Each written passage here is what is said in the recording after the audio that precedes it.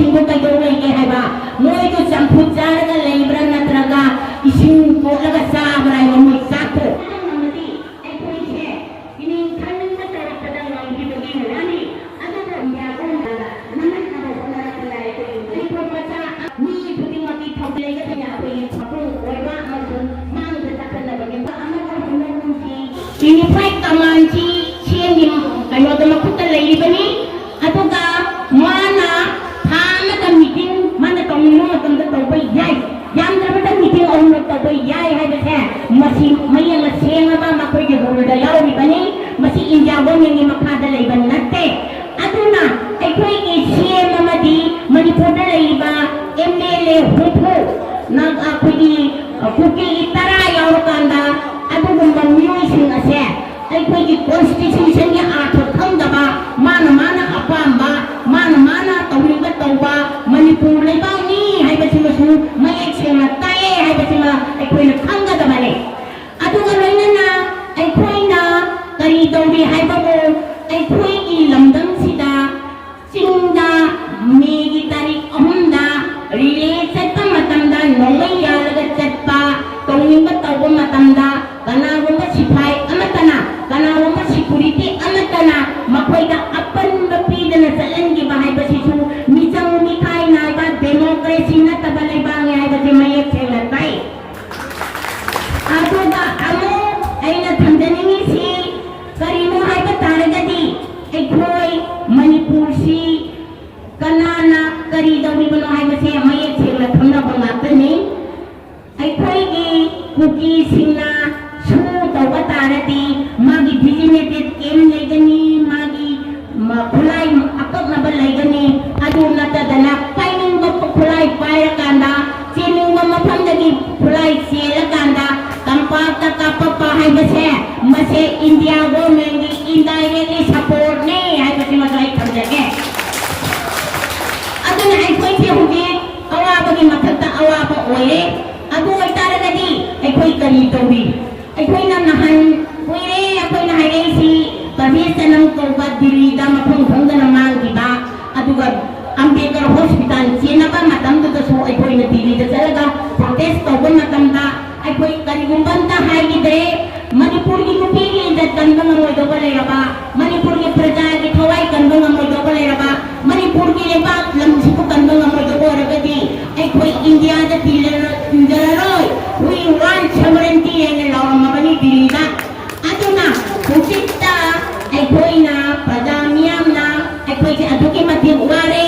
India ने हने येंगिदरे मणिपुर सरकार ने इंडिया की मखादा लेरकांदा करिंता तौबो ngमदना लेराबनिना अखोय प्री मर्जर स्टेटस दा हंदनजरके हाइबसे मणिपुर प्रजा की अपामबनी मसी सेल्फ डिटरमिनेशन नि हाइना हाइबा मतमदा कुइरे अखोयना लाउरै बसे अदुगा इनौ नंगौ हिदिका प्री मर्जर हाइबसे मणिपुर दा सुंपन पंबा याते कायना ओजे पुलिस सिंगा मदु पंबमे फानी हाइदना इसा मदु फानी हाइना लैबनी अदुबो ऐदी इमाले बाकी दमतनिना प्रजा की अपामा प्रजा की इहुल पुनमक्षे फोंदोकनी ओइनना फाजजनु करिगी दमता इमाले बाकी दमता जेल चंबा इमाले बाकी दमता फापा इसा इशु कन्नना बगी दमता थवाइना फुबाता हापकांदा चेन बाय मसे ममा मगी तोहम थोपम थोय बचे मियाम पुनमना खंगदबनी कमिनगदबनी हाइबो मफम सितो आई खंजरी अदो जेसिने तारिबा रिजोल्यूशन यामना फजा फजा बा रिजोल्यूशन तारे मदु तौफम थोपा हाइबम थोपा पोट अमनी तौबा खतबो खजितंग छेरैनबा आइना खजितंग आइगी मोनी पामदबा खितंग छेरैनबदा ngasiगी WhatsApp कुंबा सोशल मीडिया दा नतबा कातो कारण थागत बिरकनो हाइबसे जेसिना पांजते अदुना मसी तौबिरकनो मसी मसा मसा न मदुगी दायित्व पुगदबनी हाइबसे मसी मदि आई यानिनी अदुगा लोइनना मदु तौरप तारगदी इमा सिंना मदुगी थेंगदनी हाइबसिदी मदु इमा सिंना थेंगदबा नत्ते मदुदी मणिपुर प्रजा खुदिमंग थेंगदबनी इमा सिंगी दायित्व नत्ते तौबा खतबो मसीगी तारपा इमा सिंगी मथौकी करी नो हाइबा तारगदी इंडिया सरकारना अमदी मणिपुर सरकारना ngageira mi khara manga he hato banda ngageira mi khara phar gare sam he talanda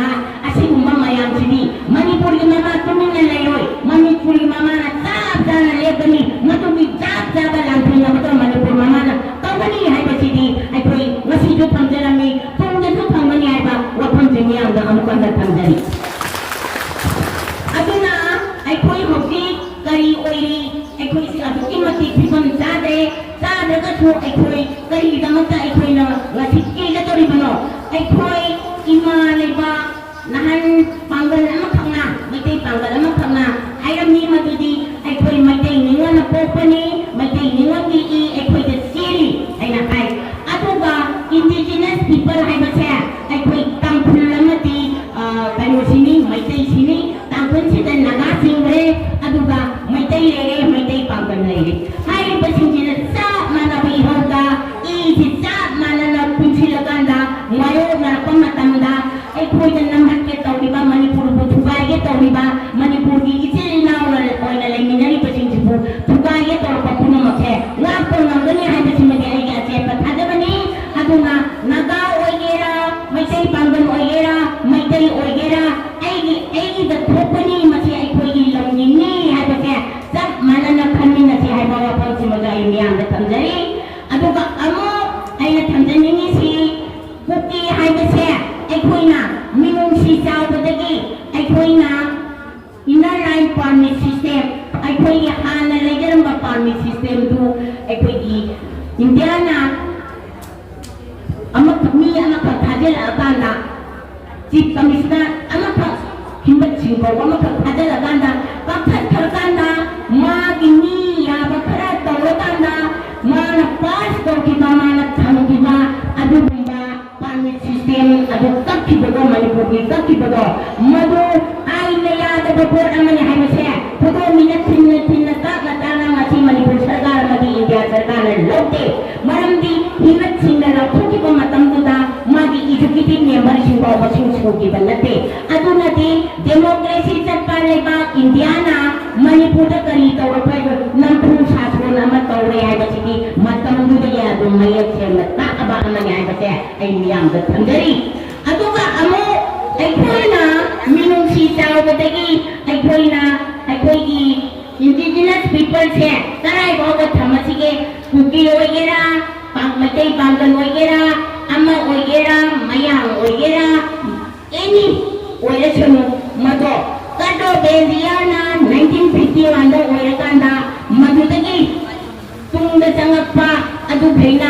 ꯑꯩꯈꯣꯏꯒꯤ ꯏꯟꯗꯤꯖꯤꯅꯁ ꯑꯣꯏꯗꯕ ꯑꯗꯨꯒ ꯑꯗꯨꯒꯤ ꯃꯃꯥꯡꯗ 1951ꯒꯤ ꯃꯃꯥꯡꯗ ꯆꯪꯉꯛꯄꯗꯨꯅ ꯏꯟꯗꯤꯖꯤꯅꯁ ꯑꯣꯏꯅ ꯂꯧꯕ ꯍꯥꯏꯗꯅ ꯑꯩꯈꯣꯏꯒꯤ ꯃꯩꯇꯩꯅ ꯑꯃꯗꯤ ꯑꯩꯈꯣꯏꯒꯤ ꯏꯟꯗꯤꯖꯤꯅꯁ ꯄꯤꯄꯜ ꯑꯣꯏꯅ ꯂꯩꯔꯤꯕ ꯆꯤꯡꯇꯝ ꯑꯅꯤꯁꯤꯅ ꯌꯥꯅꯔꯕ ꯇꯨꯡꯗ ꯁꯦꯝꯈꯤꯕ ꯄꯣꯠ ꯑꯗꯨꯗ ꯃꯤꯅꯨꯡꯁꯤ ꯆꯥꯎꯔꯨꯕꯗꯒꯤ ꯂꯝ ꯂꯩꯔꯝꯗꯕ ꯍꯤꯁꯇ꯭ꯔꯤ ꯂꯩꯇꯕ ꯃꯈꯣꯏꯒꯤ ꯇꯥꯐꯝ ꯂꯩꯇꯕ ꯑꯗꯨꯒꯨꯝꯕ ꯏꯟꯗꯤꯖꯤꯅꯁ ꯅꯠꯇꯕ ꯀꯨꯀꯤꯁꯤꯡꯅ ꯃꯈꯣꯏꯒꯤ ꯂꯝ ꯇꯥꯟꯁꯤꯜꯂꯛꯄ ꯑꯗꯨꯒ ꯑꯩꯈꯣꯏꯒꯤ ꯔꯤꯐ꯭ꯔꯤꯖꯤ ꯑꯣꯏꯅ ꯂꯩꯒꯗꯕ ꯃꯈꯣꯏꯅ ꯃꯈꯣꯏꯒꯤ ꯄꯔꯃꯦꯅꯦꯟ ꯌꯨꯝ ꯑꯃ ꯇꯥꯜꯂꯛꯄ ꯍꯥꯏꯕꯁꯦ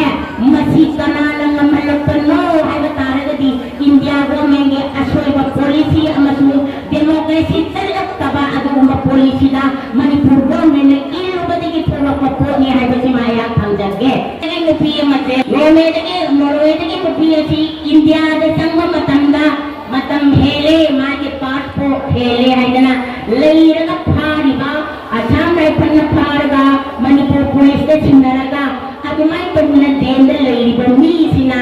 ꯑꯥꯗ ꯌꯨꯑꯦꯟꯗ ꯆꯠꯂꯒ ꯋꯥꯀꯠꯂꯤꯒ ꯍꯥꯏꯅ ꯐꯣꯡꯗꯣꯔꯛꯏꯕꯁꯦ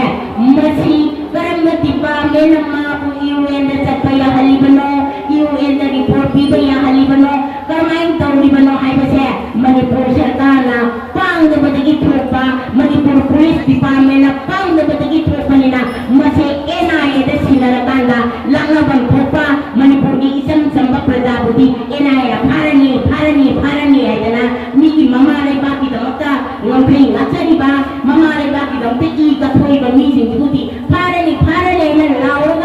ಅದುಗುಂಬ ಮೀ ಅಮ್ಮ ಔಟ್ಸೈಡ್ ಸಿ ಥಾದೋಪ ನತ್ರೇನಗ ಚಲ್ಲುರೇನ ಖಲ್ಲಗಸು ಕರಮಾನ್ ತೌದನ ಚಲ್ಲುನೇನ ಥಿಗಟ್ಪ ngамದಬ ಮಣಿಪುರ ಪುಲಿಸ್ ಅಮದಿ ಮದುದ ಐಖೋಯಿದ ಸಿನರೋ ಹೈಬ ಯಾ ngамದ್ರಿಬ NIA ಐಖೋಯಿ ಮಣಿಪುರ ಮಮಾನ ಮವ್ವಾ ಲೋತೆ ಹಾಗದಿ ಐನ ಸಂದನಿಬ हाइबदो अखोई मणिपुर द थोइबा मथि अखोइगी